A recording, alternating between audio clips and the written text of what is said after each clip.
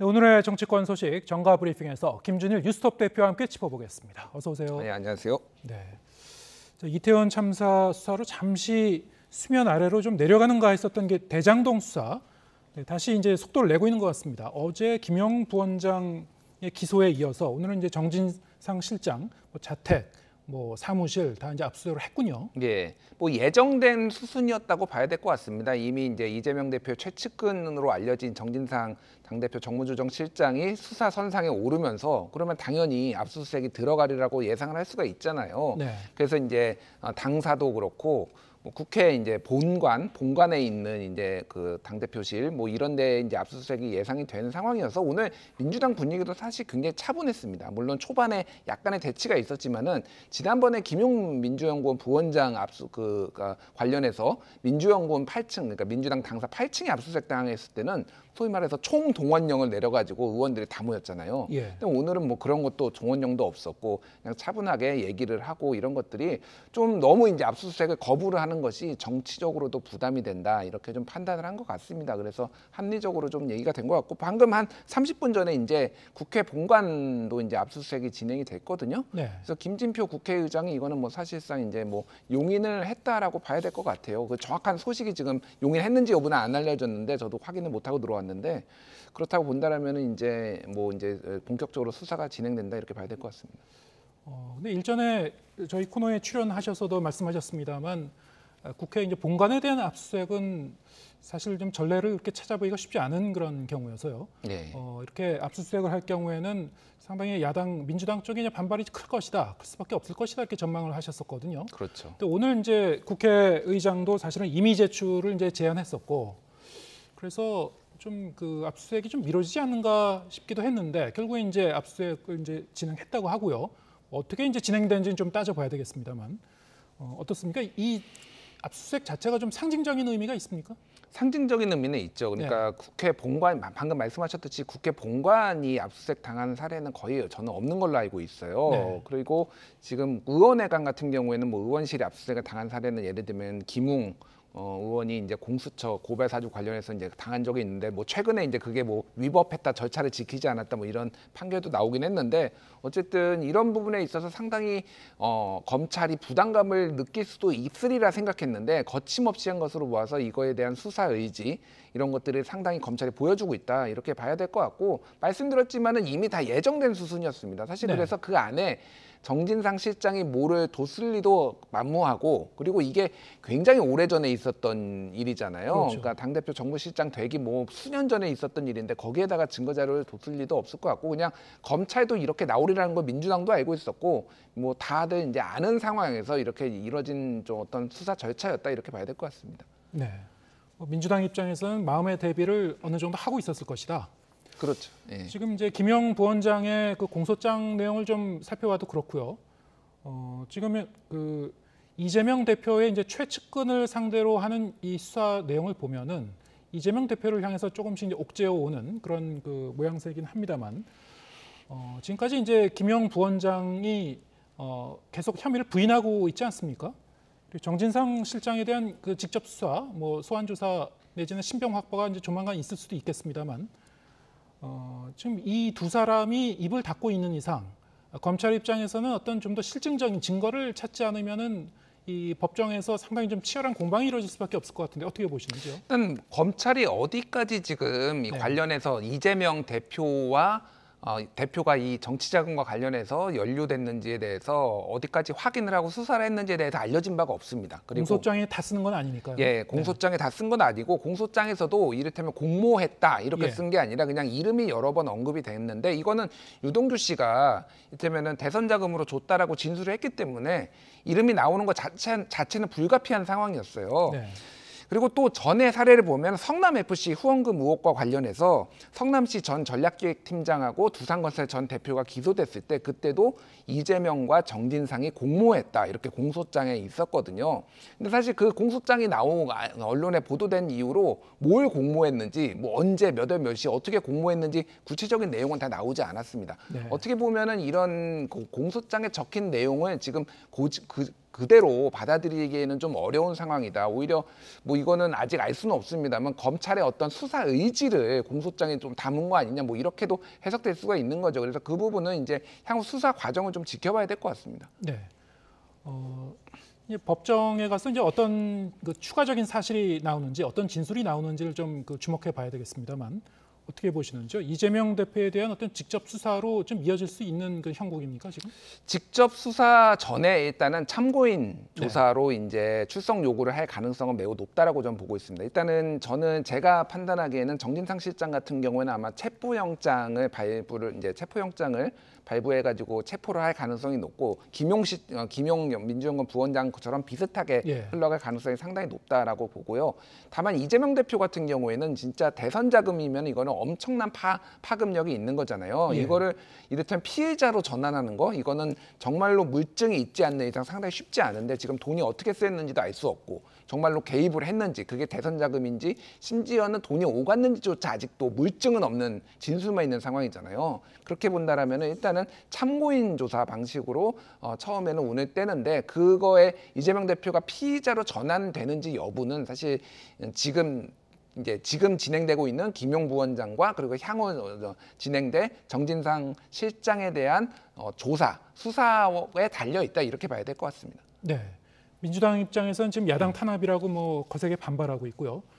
그러면은 지금 향후 예정된 수순, 지금 말씀하신 것까지 다 포함해서 가장 주목해봐야 할 이제 관전 포인트라면 뭐를 이제 좀 꼽아봐야 될까요? 일단 검찰이 김용 부원장이 정말로 돈을 받았는지 6억 원을 받았다라고 했지만 지금 진술만 있는 상황이잖아요. 그리고 남욱이나 이를테면 이런 사람들이 유동규한테 준 것까지는 거의 이제 뭐 여러 명의 진술이 일치하니까 확인이 되는데 그게 정말로 남욱이 이를테면은 그러니까 유동규가 김용한테 주는 거를 남욱이 본 거는 아닙니다.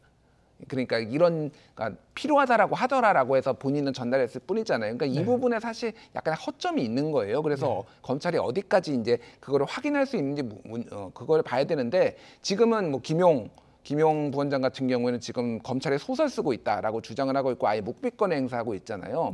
그러면은 진술만 가지고 이제 이게 재판에 가야 되는 상황인데 이건 알 수가 없어요. 예를 들면은 예전에 홍준표 의원 같은 경우에도 1억 원 수수 이제 성완종 리스트에 올라가지고 결국 대법원에서 무죄 났거든요. 그것도 진술만 그러니까 메모장만 있었던 거잖아요. 그러니까 그런 부분들은 향후 좀 수사를 좀 지켜봐야 될 것 같고요. 결국은 검찰이 정말로 물증을 어디까지 확보했느냐, 요게 좀 달려 있다 이렇게 봐야 될 것 같습니다. 예, 알겠습니다.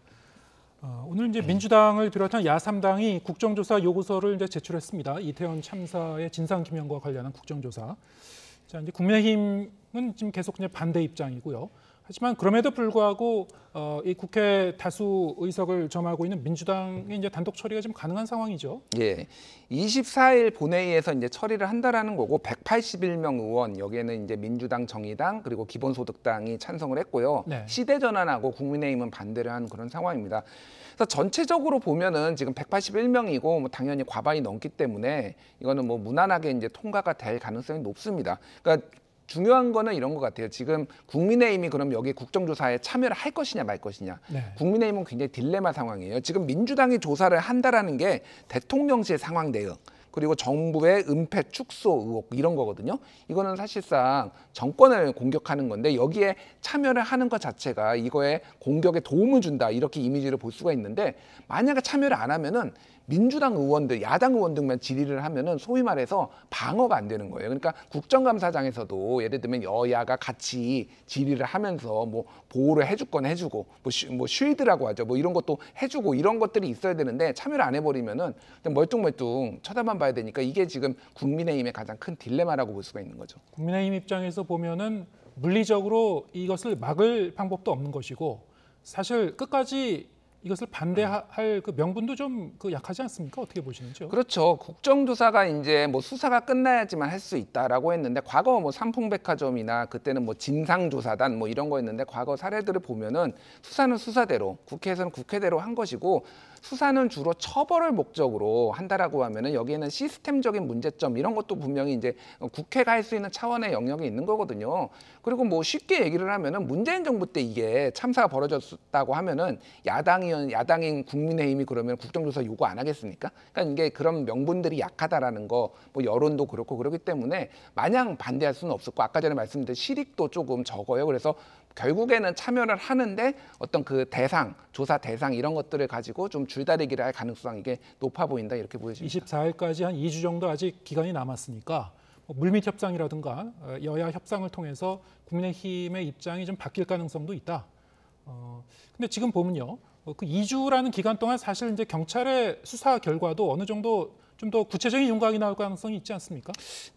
조금 근데 그건 지켜봐야 되는 게 이게 네. 보통 이런 거를 기소까지 넘어가는 걸로 따지면은 거의 반년 걸리거든요. 근데 다만 이제 몇몇들이 굉장히 큰 실책을 했다 뭐 이런 네. 것들은 이제 좀 밝혀질 수가 있겠죠. 그래서 지금 이제 경찰에 대한 문책 이런 것들이 정부 여당의 이제 전체적인 기류인 것을 보면은 경찰의 실책들 이런 것들이 상당히 나오는데 이게 딜레마인 게 경찰이 문제가 있으면은 결국은 그 경찰국을 신설해서 경찰 조직에 대해서 어느 정도 인사권을 행사한 행안부 장관에게도 불똥이 튈 수밖에 없는 거예요. 예. 이게 여러모로 이제 행안부 장관은 교체 안 하는 기류로 조금 가려고 하는 이거에 좀 딜레마적인 상황이 지금 계속 발생할 수밖에 없는 거죠. 다만 이제 국정조사의 실효성을 놓고는 뭐 이런저런 의견이 나올 수 있겠습니다만 일단 이 야당이 추진하고 있는 국정조사는 이제 어느 정도 기정사실화되고 있는 거고요. 네. 근데 과거에 보면은 이렇게 경찰 수사와 어떤 이런 이태원 참사에 준하는 큰 이 사건이 일어났을 때 경찰 수사와 국정조사가 동시에 진행된 적이 종종 있었습니까? 예, 아까 전에 말씀드렸듯이 뭐 성수대교라든지 예. 약간의 뭐 시차들은 있는데 삼풍백화점이라든지 이런 것도 국회 진상조사단 뭐 이런 걸로 이런 이름으로 이제 한 적이 있었거든요. 네. 그래서 그거 자체가 완전히 유례가 없는 일이다 이렇게 보기는 좀 힘듭니다. 네, 뭐 이태원 참사와 뭐 이렇게 비견할 만한 과거의 이런 그 참사에서도 이런 국정조사는 비슷한 방식으로 이제 진행이 됐었다. 앞으로 2주 동안 이제 여야 간의 협상이 어떻게 진행되는지 좀 지켜봐야 될 것 같고요. 자, 어제 대통령실 국정감사 도중에 좀 이해하기 좀 어려운 일이 하나가 발생을 했죠. 대통령 실석 사이에 이제 필담을 나눈 그런 내용이 이제 카메라에 포착이 됐는데, 자, 이 파문이 좀 계속 오늘까지도 이어졌습니다. 일단 당시 상황 함께 보겠습니다. 메모지에다 웃기고 있네. 이게 진짜 웃기고 있는 자리입니까? 혹시나 이렇게 국감에서 의원님 말씀하신 것처럼 비춰질까 봐 우려돼서 제가 지웠습니다. 혹시 사적 대화 내용을 말씀하실 수 있습니까? 그건 얘기 드릴 수가 없습니다. 아니, 그런 걸 바로 이야기해야 오해가 풀릴 수 있죠. 사적 대화를 여기서 공개할 이유는 없다고 생각합니다. 엄중한 국감장에서 오해를 불러일 건 진심으로 죄송스럽게 생각합니다. 네, 자, 저 문제가 오늘 국회에서도 역시 좀 질타가 이어졌습니다. 김대기 이 대통령실 비서실장은 두 사람의 잠깐 일탈이 있었을 뿐이다라고 이제 해명을 했습니다만 여러 가지 면에서 좀 이해가 안 가는 측면들이 좀 많이 남아 있죠. 일단 뭐 부적절함에 대해서는 여야 모르고 대통령 비서실장까지 다 언급을 했기 때문에 그거를 네. 뭐 추가적으로 뭐 말할 필요는 없을 것 같습니다.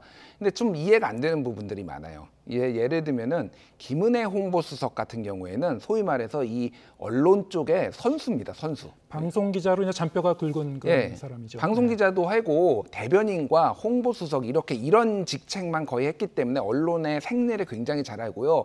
이런 현장에서 카메라가 어떻게 비치는지 사진이 어떻게 찍히는지 이런 것들을 다 알거든요.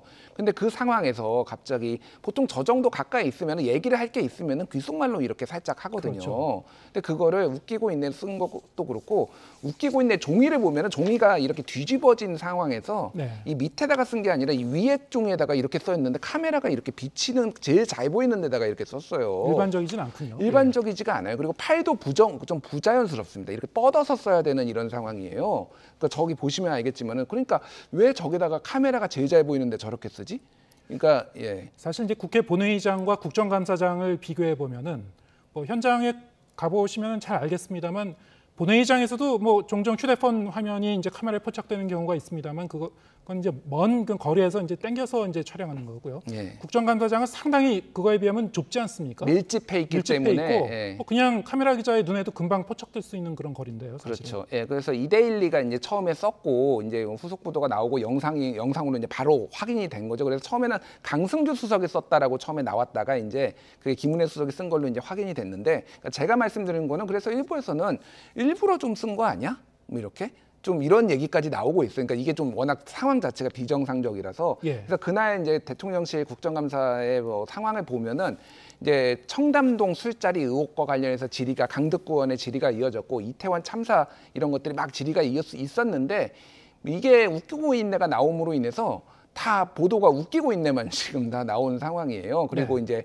풍산계 파양 논란 이거가 거의 기사를 덮어가지고 뭐 그런 하여간 음모론 섞인 약간 이런 의견도 있을 정도로 이게 좀 납득이 안 된다. 김은혜 수석이 이런 이제 의견들도 있다라는 거를 좀 전해드리는 거고요. 어쨌든 예. 이태원 참사가 뭐 저런 그 기사로 덮을 수 있는 거는 아닌 것 같습니다만 예. 그럼에도 불구하고 너무나 이해하기 좀 어려운 그런 현상이기 때문에 그런 그 음모론적인 그런 얘기도 일부 나오고 있다 그런 말씀이죠. 예, 그런 얘기들이 뭐 제가 주장을 하는 게 아니라 예. 그 정도로 좀 비상식적인 상황이었다라는 거를 말씀을 드리고 그래서 어쨌든 지금 뭐 계속 이제 사과를 지금 뭐 몸을 바짝 낮추고 지금 사과를 하고 있는 상황인데 지금 야당에서는 민주당에서는 지금 이제 국회 모욕죄로 지금 고발까지 한다라고 좀 아주 뭐 당 방침이 정해진 건 아니지만 진성준 원내수석 부대표가 지금 그런 얘기까지 하는 상황이라서 파장은 좀 더 지켜봐야 될 것 같습니다. 네.